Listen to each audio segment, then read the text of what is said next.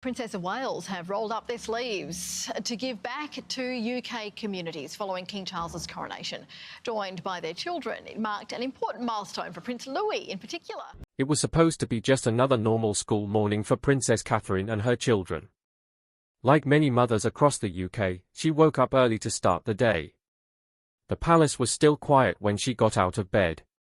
She made herself a cup of tea and enjoyed a few moments of calm before everything got busy. By 6 a.m., she was already dressed and moving through the halls of Kensington Palace, thinking about her meetings for the day and how to make sure the children were ready for school. Catherine always tried to give her children a normal life, even though they are part of the royal family. She and Prince William had always said they wanted George, Charlotte, and little Louis to grow up just like any other kids, without special treatment or too much attention. That morning, she made sure Charlotte had her reading book, helped George with his tie, and reminded Louis to wear clean socks, not the ones with cartoons on them.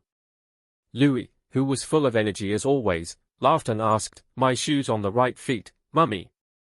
Catherine looked at him and smiled warmly. "They are perfect," she said. The house was filled with soft footsteps, sleepy voices, and the sound of breakfast being served. William gave each child a quick hug and a gentle kiss goodbye, holding his tea in one hand as he winked at Louis and said, "Be good today, champ." Then, Catherine gathered the children and drove them to school herself, with the usual security cars following behind. For all their royal status, the day began like any other for this close-knit family. When they arrived at Thomas's Battersea, the school looked the same as always, children running to their classrooms, parents talking outside, and teachers welcoming their students. Catherine parked the car and helped Louis out, holding his small hand tightly as they walked through the gates. His backpack bounced behind him as he skipped beside her, full of excitement. "Do you think my teacher liked my drawing from yesterday?" Louis asked, his eyes wide and hopeful. Catherine squeezed his hand and said, "I'm sure she loved it, darling. You worked so hard on it." Everything seemed fine until they stepped into Louis's classroom. Miss Hall, the teacher, stood near the bookshelf arranging some picture books. She looked up and noticed them. Her face changed for a second, her smile faded, and her eyes narrowed just a little. "Good morning, Miss Hall," Catherine said kindly. "Morning, Prince Louis," the teacher replied, then added a cold, "Good morning, Your Royal Highness." Louis walked to his cubby to put away his things, but something about the room felt different. The air seemed heavier, and Catherine could feel it. That's when Miss Hall's tone shifted. She looked at Louis's shoes and raised her eyebrows. "Louis, are your shoes on the wrong feet again?" she said with a soft laugh. "We really need to try harder, don't we?" Then she looked directly at Catherine and said, "Perhaps someone at home could help him more with basic dressing. It's the little things that matter." Her voice sounded light, but the words had a sharp edge. For a second, everything went quiet.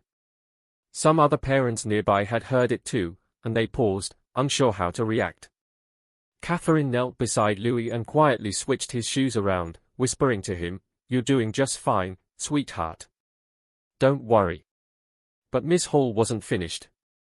She added, "It's hard, I suppose, when parents are so busy saving the world. But some children still need help with the simple things." This last comment was meant to hurt, and Catherine knew it.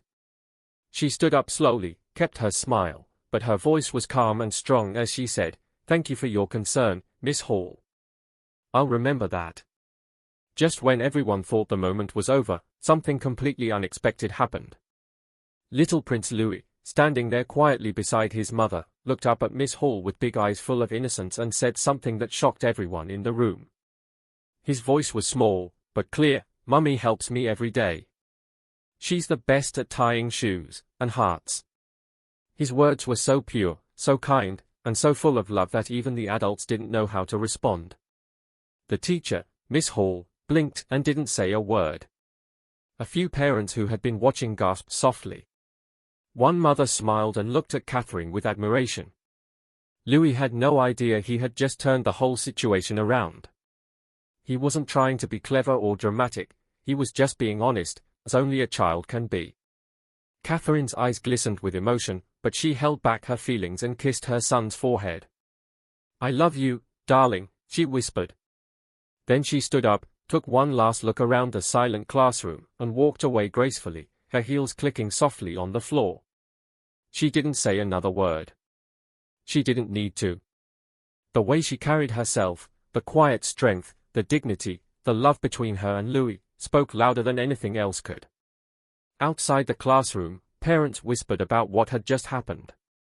Some were shocked, some were proud, and others were simply touched by the way Louis had defended his mother without even meaning to. It was a moment that would stay in their minds for a long time. Catherine got back into the car, and for a while, she just sat there, quietly looking out the window. Her hands rested in her lap, and her face showed the weight of the morning. She wasn't angry. She was hurt.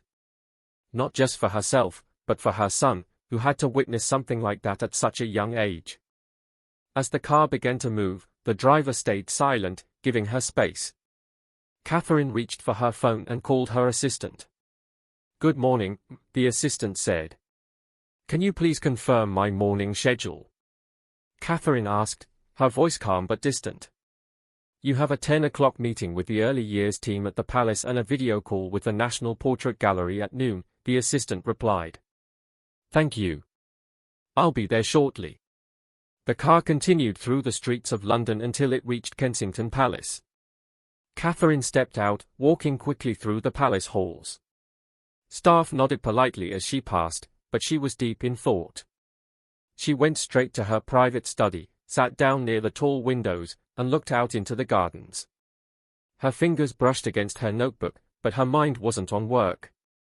She kept hearing Miss Hall's words, "Some parents are too busy saving the world." It wasn't just a rude comment. It was a public jab, in front of other parents and in front of Louis. And even though Catherine had handled it with grace, the pain was still fresh.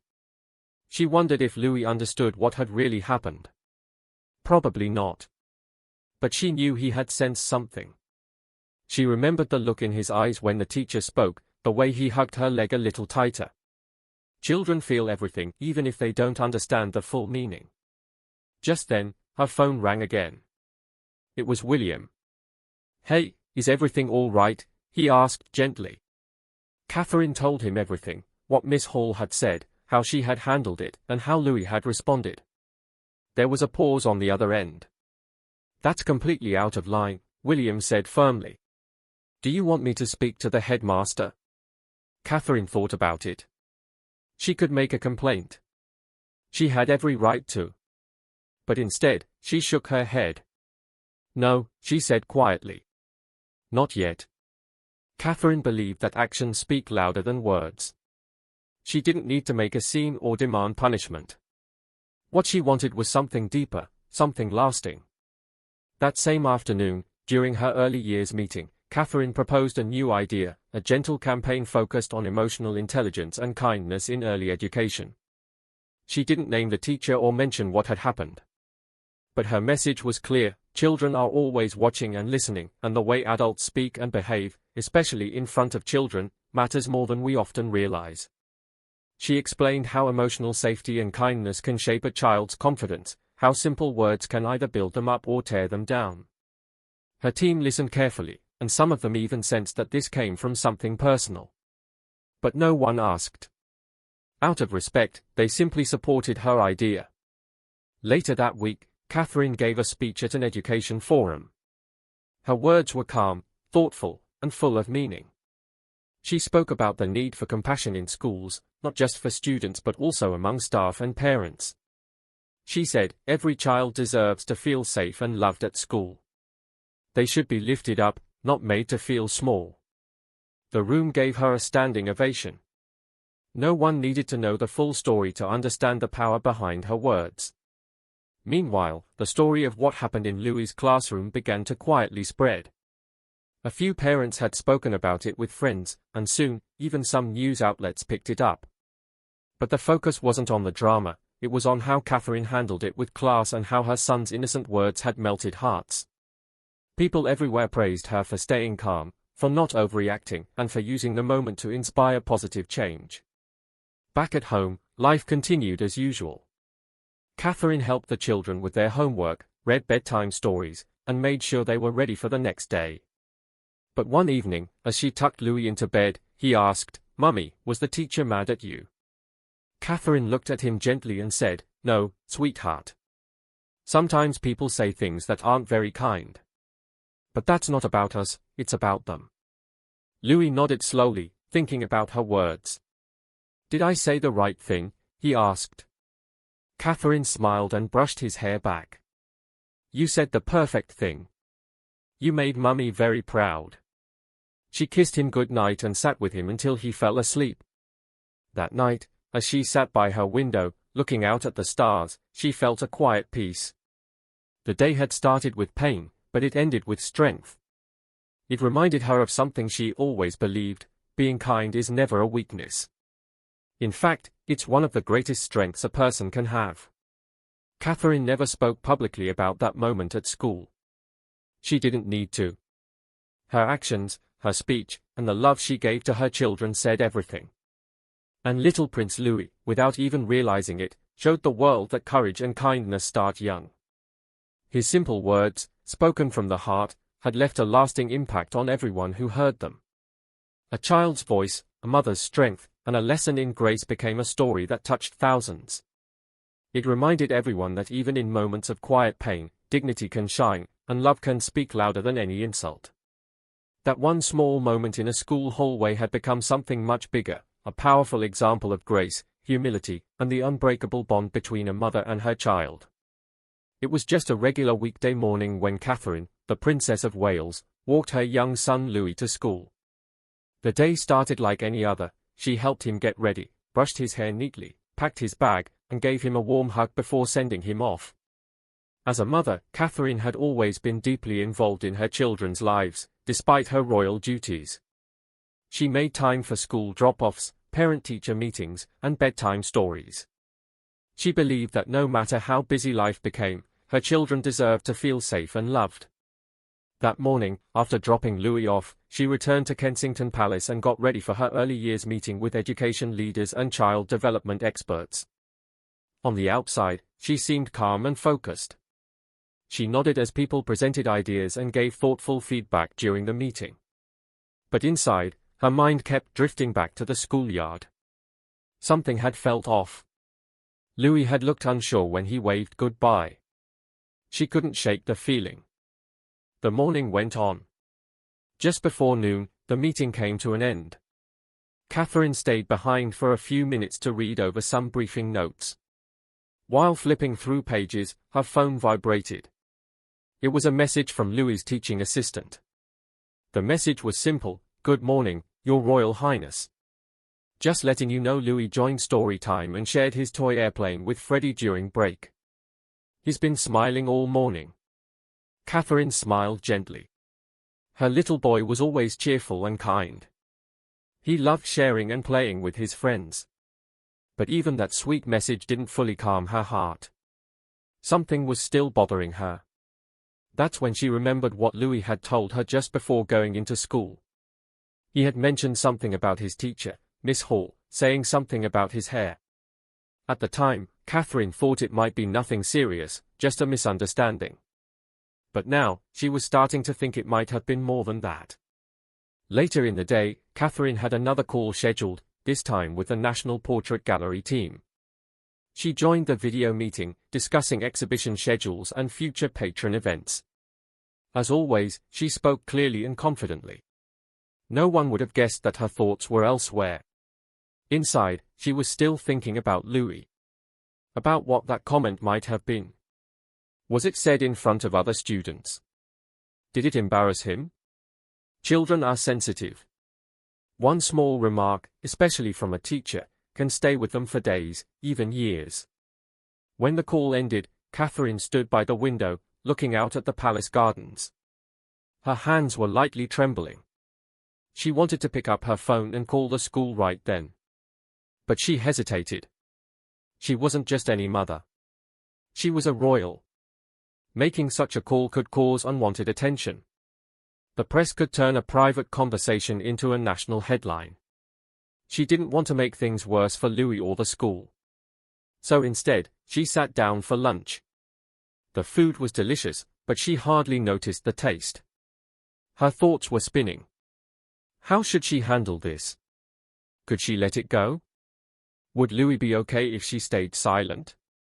As the afternoon wore on, Catherine moved to a quieter room in the palace, the small reading room where she often worked on her speeches. She had a draft to review about early childhood development. But as she read, her focus kept breaking. Her mind kept replaying one particular scene, Louis standing quietly in his classroom while his teacher, Miss Hall, said something that made him feel small. She remembered how he had looked down, touching his hair, unsure of himself. It wasn't just the words that hurt, it was how they made her son feel. Catherine had always taught her children that they were enough, just as they were. And now, her little boy was questioning that. It broke her heart. At 3 p.m., her phone buzzed again. It was time to pick up Louis. Without waiting for a driver, she grabbed her coat and headed out. She needed to see him. She needed to know he was okay. The schoolyard was filled with laughter, the sound of children playing, and the buzz of parents chatting. Catherine walked in quietly. Some parents nodded politely. Others whispered under their breath, surprised to see her doing pickup herself. But she wasn't there for appearances. She scanned the crowd until she saw Louis. He was bouncing on his toes, full of energy, but his smile faded just a little when he saw her. She bent down as he ran into her arms. "How was your day, sweetheart?" she asked gently. Louis paused, then said something that hit her like a wave. "Miss Hall said, you forgot to comb my hair." Catherine froze for a second. Her heart sank. She held his face in her hands and said softly, "That's not true, my love. You look perfect, just the way you are." As they walked toward the car, Louis talked about building blocks and singing songs. But Catherine could feel it, he wasn't his usual cheerful self. Something was weighing on him. That simple comment had made him doubt himself. And now, Catherine knew she had to act. Back at the palace, the children quickly changed out of their uniforms and rushed into the garden. William was already outside, ready to play football. George and Charlotte joined, and soon the garden was filled with laughter and running feet. Catherine stood by the window, watching her children. Louis looked happy again. He was laughing. But she knew that deep inside, the question still lingered in his heart. She turned from the window, took a deep breath, and picked up her phone. This time, she didn't hesitate. She called the school. After being transferred, the headmaster, Mr. Jonathan, came on the line. Catherine spoke calmly, choosing her words with care. She explained what Louis had told her and how it had made him feel. She made it clear she wasn't angry or looking to create a problem. But she also said that teachers have a great responsibility, not just to teach, but to uplift. A child should never feel embarrassed, especially not by the very people meant to support them, she said. Mr. Jonathan was quiet at first, then responded with understanding. He thanked her for bringing it to his attention and promised to speak to Miss Hall directly. He apologized sincerely and assured her it wouldn't happen again. That evening, things felt a little more settled. The family gathered in the sitting room. Catherine helped George with his homework while William read a bedtime story to Louis. Louis sat close, wrapped in his pajamas, listening carefully. When the story ended, he turned to his mother and asked quietly, "Mommy, did I do something bad today?" Catherine's heart broke all over again. She pulled him close and whispered, "No, my darling. You were perfect. Sometimes grown-ups say things they shouldn't. But you did absolutely nothing wrong." Louis nodded and rested his head on her shoulder. William, hearing the conversation, asked how the call with the headmaster went. Catherine told him the truth. Mr. Jonathan had listened, had been kind, and had promised to take action. William gave a small nod. "Good," he said. No one should ever make Louis feel small. For a moment, Catherine felt peace. She had spoken up for her son. She had done what any mother would do. But just as things seemed calm, a new problem arose. And this time, it felt even more personal. It was Friday morning, and the day began just like any other. Catherine woke early, moving through the quiet palace halls, getting herself and the children ready. Louis seemed in better spirits. He had slept well and even cracked a few jokes at breakfast. Catherine felt hopeful that the incident was behind them. She walked him to the car, kissed him goodbye, and reminded. A few days later, quietly and without fanfare, Catherine arranged for Miss Hall to connect with a mental health organization supported by the royal family. The group offered private counseling for teachers and parents under stress. Miss Hall started attending weekly sessions. Slowly but surely, she began to feel more balanced. Her approach in the classroom became more gentle, and her confidence returned. She became not just a better teacher, but a more centered person. Catherine never brought up the past again. She believed in growth, not punishment. And through her quiet kindness, she helped another woman find her strength again. Later that week, as Catherine was working in her study, Louis knocked softly on the door. In his hand was a small envelope covered in dinosaur stickers and blue crayon scribbles. Inside was a handwritten note, "Dear Miss Hall, thank you for saying sorry. I like reading now." Catherine smiled. It was such a small gesture, but it said so much. The following Monday, Louis insisted on bringing a small treat for Miss Hall. He carefully packed 6 homemade muffins, 2 with sprinkles. Catherine helped him tie a soft blue ribbon around the box. As they arrived at school, Louis walked up to Miss Hall and handed her the gift. "These are for you and the class," he said sweetly. Miss Hall's eyes filled with tears again. "You're a very kind boy," she whispered. Catherine stood nearby, quietly watching the moment. Her heart swelled with pride, not just because Louis had been kind, but because he had learned something deeper: compassion, forgiveness, and the strength to do what's right. He hadn't responded with anger or silence. He had responded with grace. And that, Catherine believed, was the most important lesson of all. So now, we ask you, do you believe Princess Catherine handled this situation the right way? Was her calm, graceful approach more powerful than reacting with anger? What would you have done if you were in her place? Let us know in the comments below. And if this story touched your heart, don't forget to like, share, and subscribe for more inspiring moments from the royal family and beyond.